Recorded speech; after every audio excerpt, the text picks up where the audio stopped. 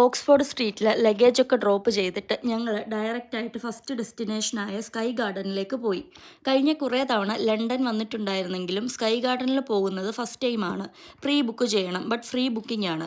സ്മൂത്തായ ഒരു ലിഫ്റ്റ് റൈഡിലൂടെ നമ്മളെ മുകളിലെത്തിക്കും. ലിഫ്റ്റിൻ്റെ door open ചെയ്തപ്പോൾ ഞാൻ സ്പീച്ച്ലെസ് ആയി പോയി. ചുറ്റും ഗ്രീനറി.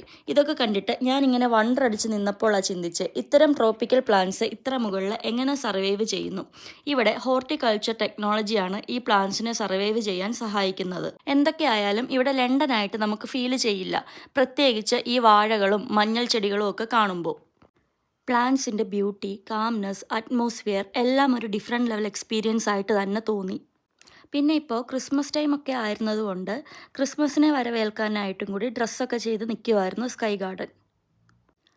പിന്നെ ഈ വ്യൂ, എൻ്റെ മുന്നിൽ ലണ്ടൻ്റെ ഒരു വൈഡ് സ്ട്രെച്ച്. ഒരു പ്ലേസിൽ നിന്നുകൊണ്ട് പല പല ബിൽഡിങ്സ്, തേംസ് നദി, സിറ്റി ലൈഫ് എല്ലാം നമുക്ക് കാണാൻ സാധിക്കുന്നു. സ്കൈ ഗാർഡൻ വെറും ഒരു വ്യൂ പോയിൻ്റ് മാത്രമല്ല, അതൊരു ഫീലിംഗ് കൂടിയായിരുന്നു.